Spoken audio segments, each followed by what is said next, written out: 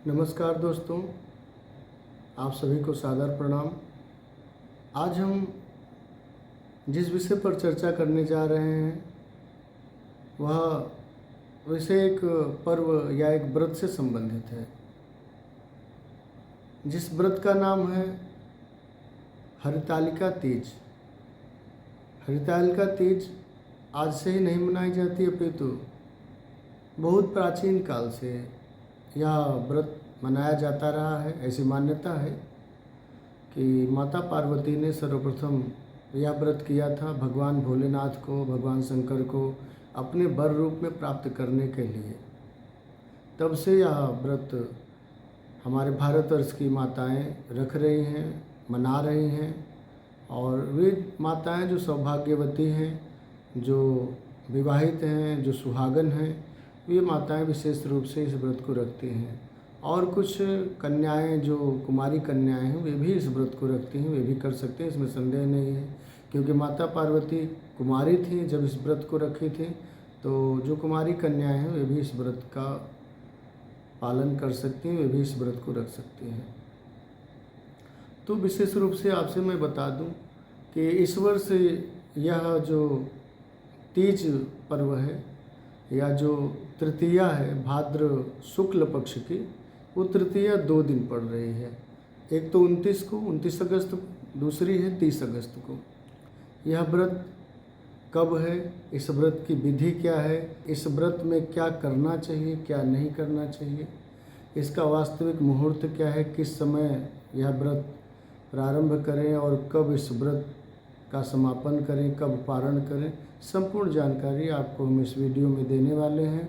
तो सबसे पहले आपको मैं बता दूं कि यह व्रत इस वर्ष 2 दिन तक रहेगा। पहला 29 अगस्त को प्रारंभ हो रहा है और 30 अगस्त को यह समापन इसका हो रहा है। तो बहुत सारे लोग कन्फ्यूजन में हो गए थे, माताएं बहुत कन्फ्यूजन में हो गई थी कि 29 तारीख को है तो 29 को हमें व्रत रहना चाहिए या 30 को व्रत रहना चाहिए। कभी कभी ऐसा हो जाता है, एक तिथि एक दिन न रहकर 2 दिन रहती है जब, तो कन्फ्यूजन मन में हो जाता है, थोड़ी सी आशंका हो जाती है कि हमें क्या करना चाहिए, क्या नहीं करना चाहिए। 29 को व्रत रहें या 30 को व्रत रहें, ऐसा कई लोगों ने अपनी जिज्ञासा व्यक्त की कि क्या उपयुक्त है, क्या अनुपयुक्त है।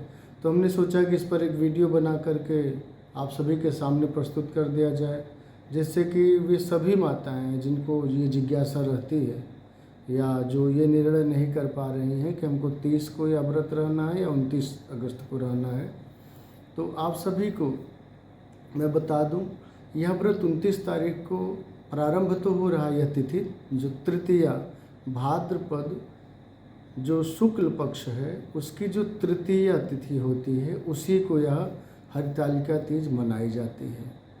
तो जो तृतीया तिथि है वह प्रारंभ तो 29 तारीख को ही हो रही है।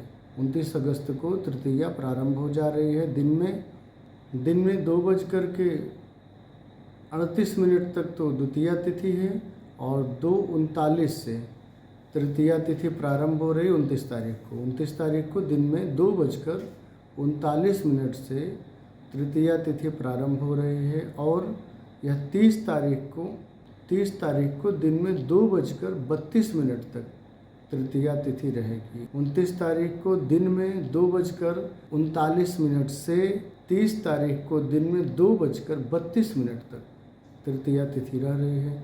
अब इसमें थोड़ा सा कन्फ्यूजन हो जाता है, क्योंकि अगर देखा जाए, क्योंकि ज़्यादातर ये व्रत जो होता है, उत्सव जो व्रत का होता है, वो माताएं ज़्यादातर रात्रि काल में मनाती हैं। तो अगर देखा जाए तो 29 तारीख की रात्रि तृतीया पड़ रही है और 30 की रात्रि में तृतीया नहीं पड़ रही, क्योंकि 30 को दिन में ही तृतीया समाप्त हो जा रही है 2:32 पर। तो ऐसी स्थिति में कन्फ्यूजन होना स्वाभाविक है, मन में आशंका होना स्वाभाविक है कि हमें क्या करना चाहिए, क्या नहीं करना चाहिए। तो आप निश्चिंत होकर के हमारे साथ बने रहिए। हम आपको ज्योतिष के अनुसार, जो हमारे पंचांग है ज्योतिष के या हमारी जो ज्योतिष के साहित्य हैं, उन साहित्यों के अनुसार जो उपयुक्त तिथि है, जो उपयुक्त समय है, हम बताएंगे। इसके लिए आप निश्चिंत रहिए।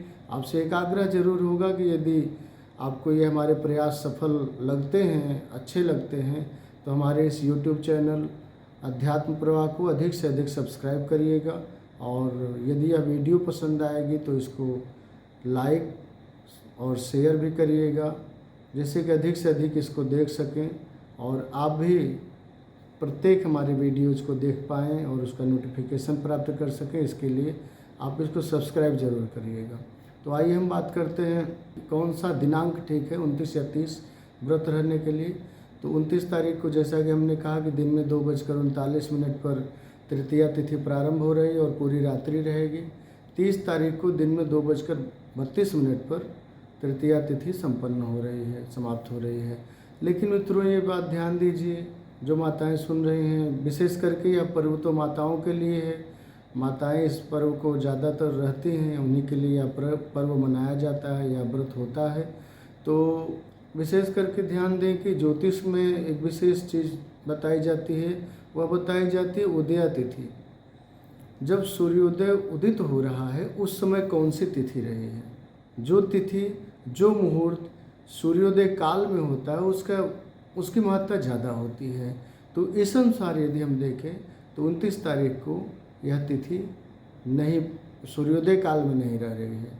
29 तारीख को सूर्योदय काल में द्वितीया है और तृतीया 30 तारीख को सूर्योदय काल में पड़ रही है। इसलिए यह व्रत निश्चित तौर पर 30 तारीख को ही मनाना चाहिए, क्योंकि उदया तिथि जो है, अगर इसको देखें सूर्योदय कालिक तिथि को यदि देखें तो 30 तारीख को सूर्योदय काल में तृतीया पड़ रही है। इसलिए यह व्रत 30 तारीख को ही रखना उपयुक्त होगा ज्योतिषीय मतानुसार। काशी में बहुत सारे पंचांग प्रकाशित होते हैं। उन पंचांगों में एक विशेष पंचांग है ऋषिकेश पंचांग। उस पंचांग में वर्णित किया गया है कि भाद्रपद शुक्ल चतुर्थी से जो तृतीया स्पर्श कर रहे हो, चतुर्थी को जो तृतीया स्पर्श कर रहे हो, उसी तृतीया में हमें हरितालिका तीज पर्व मनाना चाहिए, हरितालिका व्रत रहना चाहिए। उसके लिए उन्होंने लिखा है अपने इस पंचांग में कि भाद्रपद शुक्ल चतुर्थी से युक्त तृतीया वैधव्यनाशक और रोगनाशक होती है। जो चतुर्थी युक्त तृतीया है वह क्या है, वैधव्यनाशक है और रोगनाशक है। यह पुत्र पौत्र आदि की वृद्धि भी करती है। इसलिए जो चतुर्थी से युक्त तृतीया है, चतुर्थी से युक्त तृतीया मतलब 30 तारीख की तृतीया, क्योंकि 30 तारीख को दिन में 2:32 पर तृतीया समाप्त हो रही है और चतुर्थी 2:33 पर प्रारंभ हो जा रही है। तो ये तृतीया क्या है, चतुर्थी से युक्त तृतीया है। और जो चतुर्थी से युक्त तृतीया है उसी तृतीया को विशेष रूप से महत्व दिया गया है इन पंचांगों में। और भी पंचांगों में ऐसी मान्यता है। तो हम ये कह सकते हैं कि 30 तारीख को निश्चित तौर पर हमें व्रत रहना चाहिए, जो हमारी माताएं यह व्रत रहती हैं। अच्छा, एक चीज़ और पूछा जाता है कि यह व्रत कौन रह सकते हैं, किनको रहना चाहिए। जो विवाहित माताएं हैं, जो सुहागन हैं, वही रह सकती हैं, या कन्याएं भी इस व्रत को रह सकती हैं। तो इसमें हम आपको बता दें कि जो कुमारी कन्याएं हैं, जो अविवाहित कन्याएं हैं, वे भी इस व्रत को रह सकती हैं। ऐसी मान्यता है कि माता पार्वती का जब विवाह नहीं हुआ था तभी उन्होंने इस व्रत को प्रारंभ किया था, भगवान भोलेनाथ को, शिव को वर रूप में प्राप्त करने के लिए। तो ऐसी मान्यता है कि यदि कुमारी कन्याएं इस व्रत को रहती हैं तो उनको मनचाहा वर, उनके योग्य वर मिलता है। और जो विवाहित महिलाएं, माताएं इस व्रत को रहती हैं, उनके वर की उम्र लंबी होती है, उनके पति की उम्र लंबी होती है, वो आरोग्य होते हैं, उनके घर में धन धान्य की वृद्धि होती है, पुत्र पौत्र आदि की वृद्धि होती है। वैधव्य जो असमय हो जाता है वो नहीं होता है। तो इसके लिए ये व्रत विशेष रूप से महिलाओं के बीच में, माताओं के बीच में मान्यता रही है कि इसको करना चाहिए। तो कहने का मतलब यही है कि ये विवाहित महिलाएं या अविवाहित जो कन्याएं हैं वे भी इस व्रत को कर सकती हैं अपने अपने अनुसार, इसमें कोई संदेह नहीं है। इस व्रत में विशेष बात ये रखा जाता है, ध्यान ये रखा जाता है कि यह व्रत निर्जला मनाया जाता है। जल का भी ग्रहण इस व्रत में नहीं किया जाता है पूरे दिन तक। एक दिन पूर्व, जैसे 30 तारीख को ये व्रत हम प्रारंभ कर रहे हैं, तो 29 तारीख को रात्रि में ही भोजन इत्यादि कर लेते हैं। जो जो भी पसंदीदा भोजन है, भोजन करना है, जो अच्छा लगता है, स्वादिष्ट है, सुपाच्य है, उन भोजनों को आप करेंगे।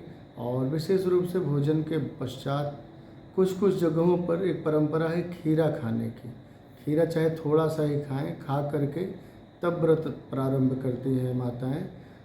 कुछ जगहों पर है कि जैसे व्रत 30 तारीख को रहना है तो 30 तारीख को सूर्योदय से पहले, चूँकि ज्योतिष में एक विशेष मान्यता है, तिथि, वार या नक्षत्र जो भी है वो सूर्योदय से सूर्योदय तक मान्य होती है। जैसे हम लोग रेलवे टाइम को जोड़ते हैं रात्रि 12 बजे से रात्रि 12 बजे तक एक दिन मानते हैं रेलवे टाइम के अनुसार, लेकिन ज्योतिषीय गणना के अनुसार यह टाइम मान्य नहीं है।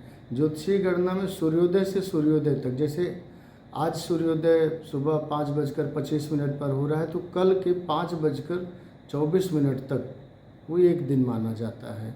तो इस तरह से कुछ स्थानों पर ये परंपरा रही है कि माताएं क्या करती हैं कि सुबह जिस दिन जैसे 30 तारीख को व्रत रहना है तो 30 को सूर्योदय से पहले 4-5 बजे या 3 बजे उठ करके वो अपना भोजन इत्यादि बनाकर या मिष्ठान जो भी उनको पसंद है एक बार पूर्ण रूप से खा लेती हैं, तृप्त हो जाती हैं, जलपान जल पी लेती हैं, जिससे कि सूर्योदय के बाद उनको कुछ खाना पीना ना पड़े। यदि ऐसा करते हैं या करती हैं तो कोई आपत्ति नहीं है, किया जा सकता है, क्योंकि ये बात सत्य है। क्योंकि सूर्योदय से सूर्योदय तक जो मान्यता है तो सूर्योदय अगर जो है 5:25 पर है तो उसके पहले आप कभी भी भोजन इत्यादि करें तो कोई आपत्ति नहीं है।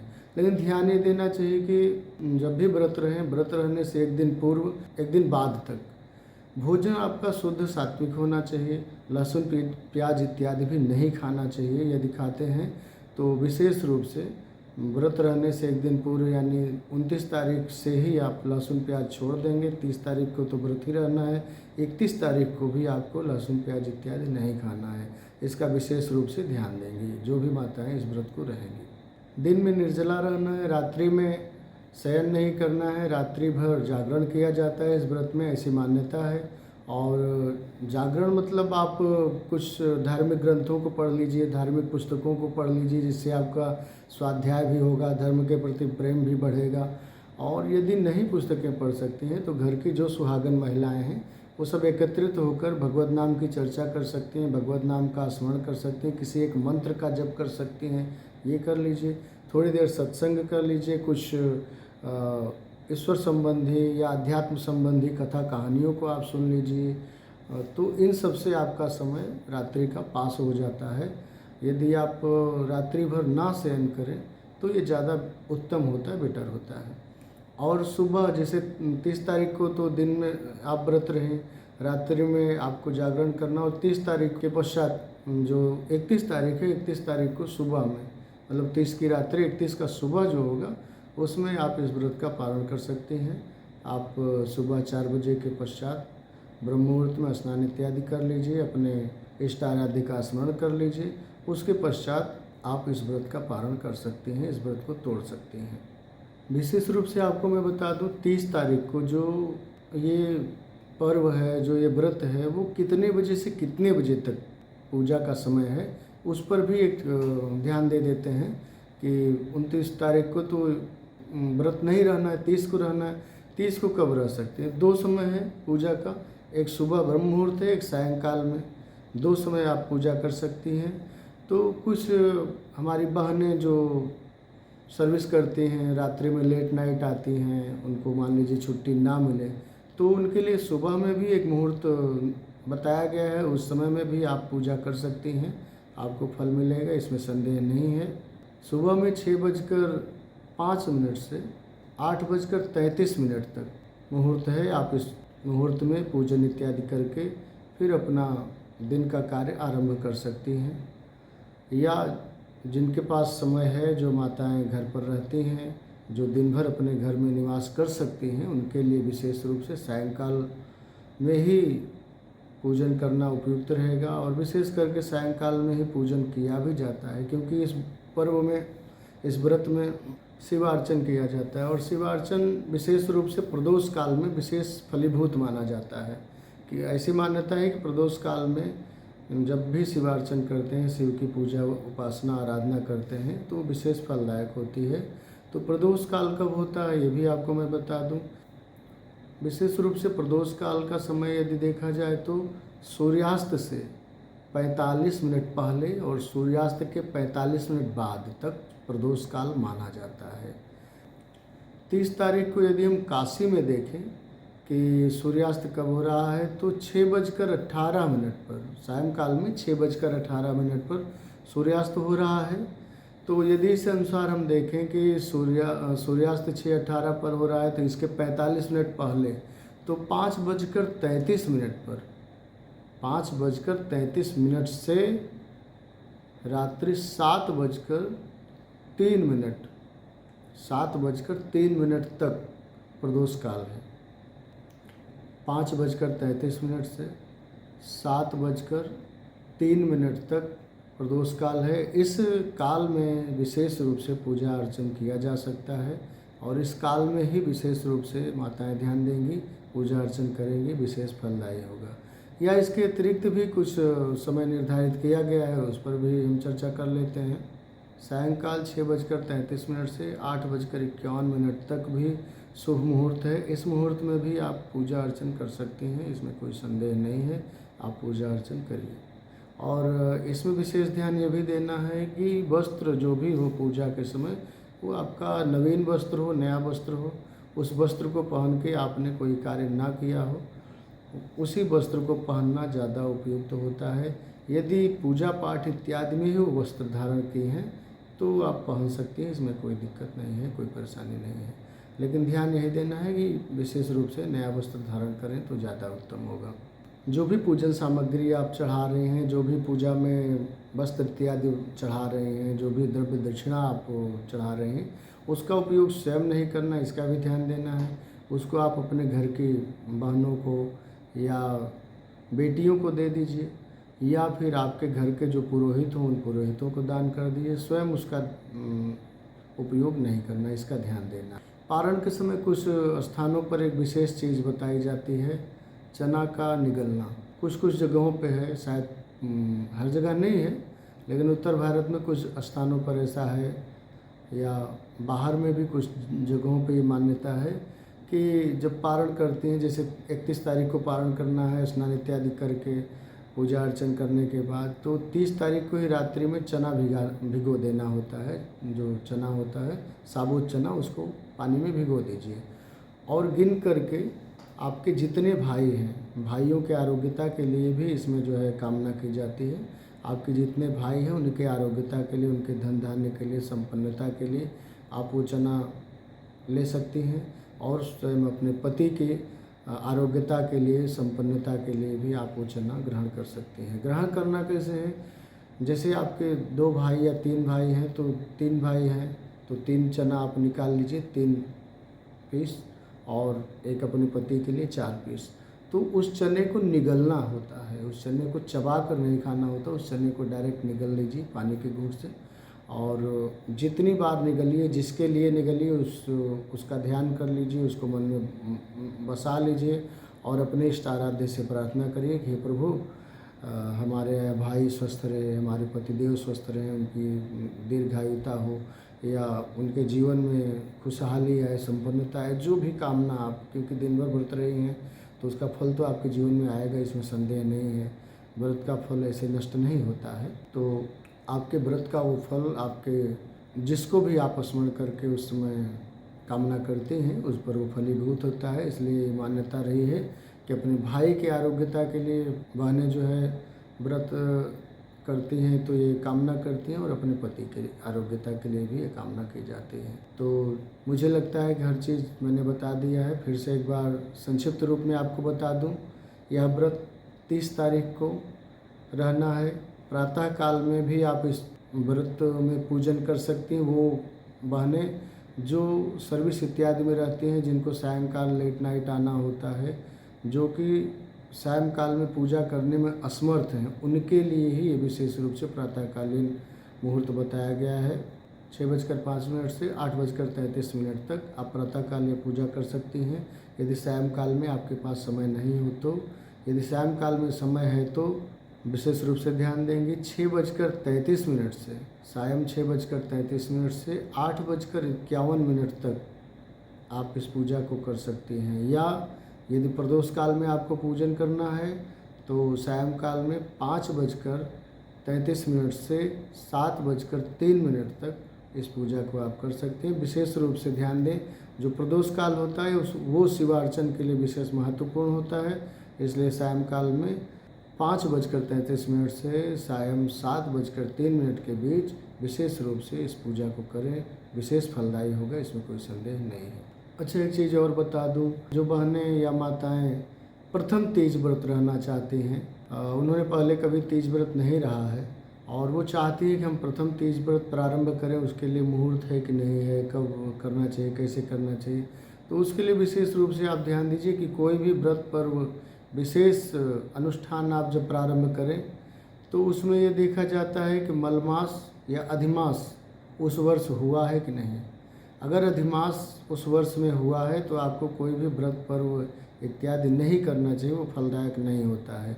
यदि मलमास या अधिमास उस वर्ष में नहीं हुआ है तो आप कोई भी व्रत पर्व उद्यापन या प्रारंभ कुछ भी कर सकती हैं।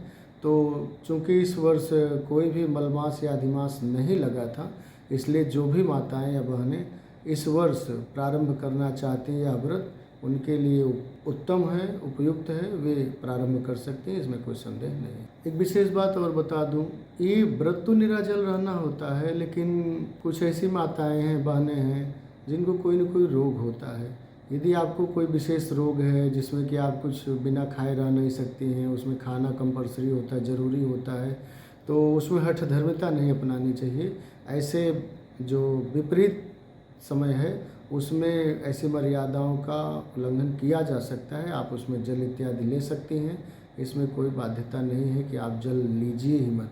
अगर आप रोगी हैं या गर्भवती माताएं हैं तो गर्भवती माताओं के लिए तो कुछ न कुछ पेट में डालना उपयुक्त होता है, ज़रूरी होता है, तो वे गर्भवती माताएं भी जो है जल इत्यादि ज़रूर लेती रहेंगी और रात्रि में पूजा अर्चन करने के पश्चात कुछ मिष्ठान इत्यादि ज़रूर ले लेंगे जो गर्भवती माताएं हैं। और जो रोगी हैं, जो बहनें या माताएं रोगी हैं, किसी रोग से ग्रसित हैं, डायबिटीज़ इत्यादि से ग्रसित हैं, उनके लिए कुछ न कुछ पेट में डालना ज़रूरी है।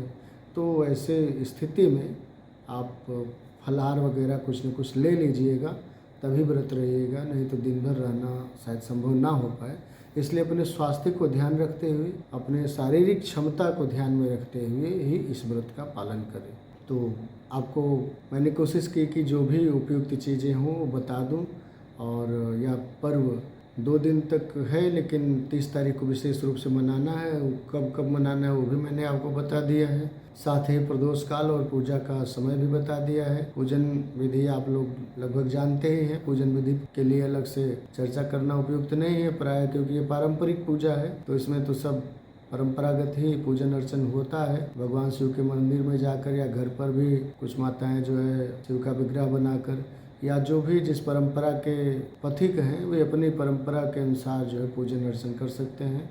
इसमें कोई अलग से कुछ बताने की ज़रूरत नहीं महसूस हो रही है। तो आज के लिए इतना ही। आगे फिर किसी नए विषय पर हम सभी चर्चा करेंगे और किसी नए विषय पर चिंतन मनन करेंगे। तो आप सभी से आग्रह जरूर होगा कि हमारे इस YouTube चैनल अध्यात्म प्रवाह को अधिक से अधिक सब्सक्राइब करें, जिससे कि यह ज्ञान औरों तक जाए। इस अध्यात्म प्रवाह चैनल में आपने देखा होगा पिछले कई वीडियोज़ में मैंने वेद पर या हमारी जो भारतीय ज्ञान परंपरा है उस पर मैंने चर्चा की है। क्रोध को कैसे नियंत्रित किया जाए, क्रोध को कैसे शांत किया जाए, उस पर मैंने चर्चा की है। आगे आने वाले वीडियोज़ में हम यज्ञ इत्यादि पर भी चर्चा करेंगे कि यज्ञ का क्या विधान है, यज्ञ करने से क्या लाभ होता है, यज्ञ का क्या इतिहास रहा है, उसकी क्या कथा रही है, उस यज्ञ के करने से हमारे जीवन में कैसे खुशहाली आती है, यज्ञ का धुआं हमारे जीवन में कैसे लाभ करता है, यज्ञ में जो सामग्रियाँ डाली जाती हैं वो सब हमारे जीवन में कैसे लाभकारी होती हैं। तो भारतीय संस्कृति से संबंधित या भारतीय अध्यात्म परंपरा से संबंधित, अध्यात्म ज्ञान से संबंधित जितने भी विषय हैं हम कोशिश करेंगे। समय बहुत लगता है वीडियो बनाने में, इसलिए बहुत ज़्यादा वीडियो नहीं बना पाता हूँ, लेकिन कोशिश करूँगा कि कुछ दिनों के अंतराल में ही सही, लेकिन एक एक विषय पर हम आपके समक्ष एक एक विषय पर विस्तृत चर्चा करें एक एक बिंदु पर, अध्यात्म से संबंधित जो भी बिंदु हैं। तो अगली चर्चा हम यज्ञ इत्यादि पर भी कर सकते हैं, और यज्ञ मंत्र जो हम प्रयुक्त करते हैं यज्ञ में, मंत्र में उन मंत्रों का क्या प्रयोजन है, यज्ञ में जो विधि हम प्रयुक्त करते हैं, जो विधि अपनाते हैं उस विधि का क्या प्रयोजन है, और यजमान पुरोहित का क्या संबंध है, इन समस्त विषयों पर भी हम चर्चा करेंगे। भारतीय जो 16 संस्कार हैं, गर्भाधान से लेकर अंत्येष्टि संस्कार तक, इन सभी संस्कारों पर भी हम चर्चा करेंगे कि संस्कार हमारे जीवन में जरूरी क्यों है, क्यों उपयुक्त है संस्कार, हमें संस्कार क्यों कराना चाहिए, क्यों करना चाहिए। इन समस्त आध्यात्मिक विषयों पर, इन समस्त हमारे भारतीय संस्कृति से संबंधित जो विषय हैं उनको आपके समक्ष हम जरूर लाएंगे, इसमें कोई संदेह नहीं है। तो एक बार पुनः आग्रह करूंगा कि हमारे इस YouTube चैनल अध्यात्म प्रवाह को अधिक से अधिक सब्सक्राइब करें, स्वयं भी करें, दूसरों से भी कराएं, जिससे कि दूसरे भी इस ज्ञान से लाभान्वित हों। और यदि आपको यह हमारा वीडियो पसंद आता है तो अपनी प्रतिक्रिया कमेंट बॉक्स में जाकर जरूर देंगे, और साथ ही साथ अच्छा लगता है तो इस वीडियो को लाइक भी करेंगे, जिससे हमें भी यह पता चलता रहे कि आप सभी हमें कितना प्रेम दे रहे हैं, कितना सम्मान दे रहे हैं। और आपके प्रेम के ही कारण, आपके इस उत्साहवर्धन से ही हम उत्साहित होकर कुछ नया नया वीडियो बनाते हैं, जिससे कि आपको भी लाभ होता है और हम स्वयं भी लाभान्वित होते हैं, स्वयं भी अध्ययन करते हैं तो हमारा ज्ञान भी बढ़ता है। व्यय कृते वर्धति यो नित्यम विद्या धनम सर्वधनम प्रधानम कहा गया है। जितना ही खर्च किया जाता है, न भ्रातृभाज्यम, भाई बांट नहीं सकता, न चौरहार्यम, चोर चुरा नहीं सकता। ये व्यय कृते वर्धति यो नित्यम, ये विद्या धन जो है जितना व्यय करते हैं, जितना हम खर्च करते हैं उतनी ही बढ़ती है। तो हमें भी खुशी होती है कि हम आप सभी से चर्चा कर सकते हैं, चर्चा करते हैं। और आप सभी जितना भी वीडियो अभी तक मैंने डाला है, आप सभी ने बहुत ही प्रेम दिया है, बहुत ही सम्मान दिया है। तो बस एक बार पुनः आग्रह करूँगा कि ऐसे ही अपने प्रेम को बनाए रहिए, और आगे आने वाले वीडियोज़ में भी हम कोशिश करेंगे कि नए नए ज्ञान पर, नए नए विषयों पर आपसे चर्चा करें। आज के लिए मैं विदा लेता हूँ, तब तक के लिए नमस्कार।